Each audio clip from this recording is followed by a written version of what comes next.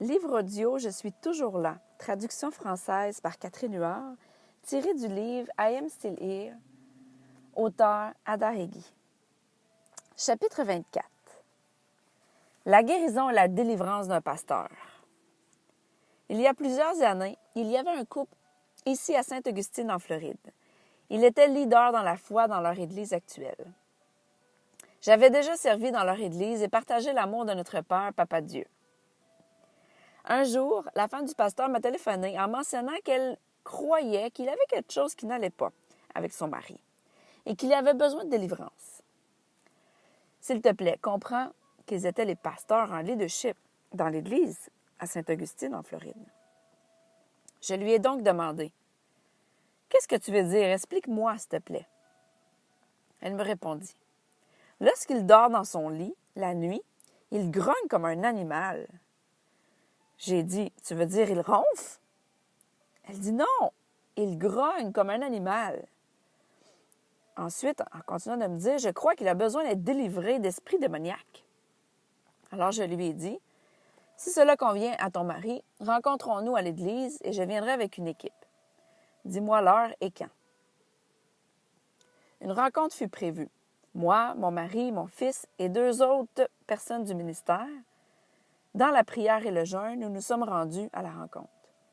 Prêt à tout, nous sommes arrivés à la rencontre et nous sommes entrés dans le bureau. Le Saint-Esprit avait contrôle. Son mari était très heureux de nous voir et nous a accueillis avec le grand sourire comme d'habitude. Comprenez que nous avions fraternisé avec lui dans le passé et qu'il paraissait toujours parfaitement normal, sanctifié, sauvé, rempli du Saint-Esprit. Il avait un sourire qui pouvait illuminer toute une pièce, même qu'il apparaissait céleste. Nous sommes assis dans le bureau de l'église pour discuter. J'avais avec moi le questionnaire de guérison et de délivrance que j'utilisais pour faire du ministère avec un grand nombre. J'ai vu des gens être totalement libérés grâce à ce questionnaire. Je t'enverrai une copie si tu veux et tu vas comprendre pourquoi. J'ai demandé au pasteur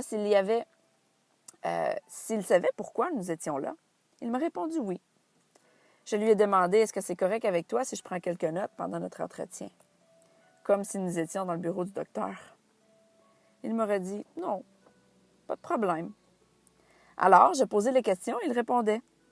Le Saint-Esprit avait commencé à prendre le contrôle. Pour la portion de l'entrevue, nous étions seuls, avec lui, sa femme et moi. Il était très silencieux. Et alors, j'ai dit, OK, nous avons terminé. Maintenant, prions. Ensuite, j'ai fait appel aux 2 autres de rentrer et leur demander de commencer à prier en langue, dans le Saint-Esprit, bien sûr. J'ai demandé au pasteur de se mettre à genoux pour la prière.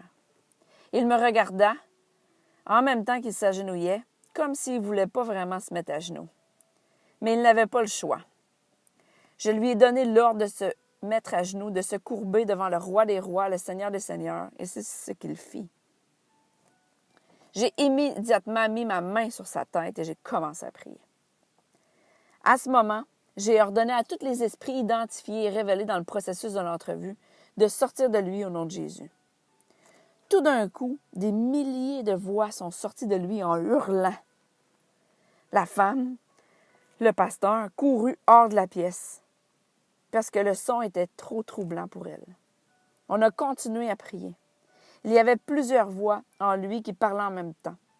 Je l'ai ordonné de se taire, car il n'y avait aucun droit de me parler.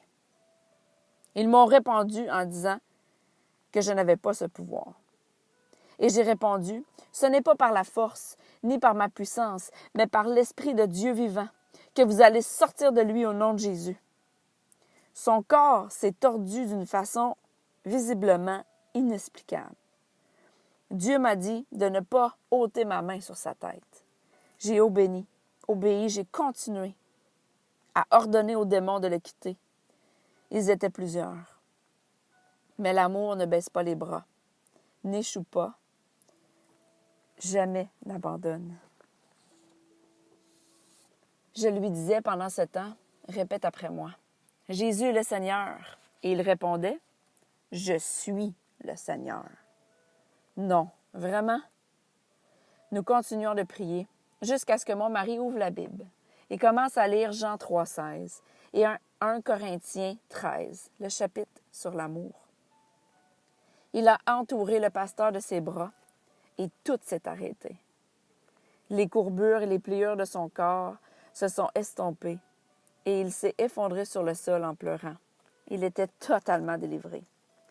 Adieu la louange. Alors je lui ai dit, répète après moi, Jésus est le Seigneur. Et il a répondu, Jésus le Seigneur. Et il continuait à remercier Jésus d'avoir retrouvé à nouveau sa liberté. Il a continué de pleurer et il était dans une totale reconnaissance. Nous l'avions aidé à se relever pour s'asseoir. Il était faible, sa voix était rauque. Nous avons demandé aux anges de lui apporter l'aide et le Saint-Esprit de remplir sa vie d'amour, de joie, de paix et de toutes sortes de bonnes choses. Je l'observais et j'ai vu spirituellement les anges monter et descendre sur lui, comme un rayon de lumière. J'étais sans mots. Son visage rayonnait. Il y avait un sourire sur son visage. Sa figure venait tout juste de changer, droit devant nous. Une parfaite paix qui surpasse toute intelligence, toute compréhension était présente dans la pièce. Merci Jésus. Papa Dieu était là. Jésus avait vaincu la mort et le tombeau, et le Saint-Esprit avait fait son chemin. Son épouse est revenue dans la pièce et a demandé si son mari était OK. Je lui ai dit, « Oh oui, il est plus qu'OK. Tu as un nouveau mari maintenant. » Après cette expérience, elle me dit, « S'il te plaît, je suis la prochaine. Tu as besoin de le faire avec moi aussi et à toute mon Église. » Je lui ai dit qu'elle allait bien et je lui ai enseigné la vérité à propos de Satan.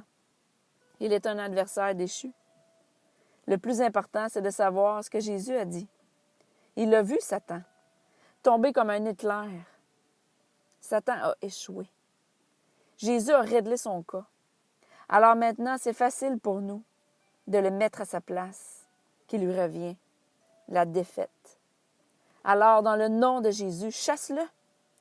Toutes les fois qu'il essaiera de te tromper, toi ou quelqu'un d'autre, se manifeste de façon ridiculement dramatique. Satan est juste artificiel, comme un écran de fumée.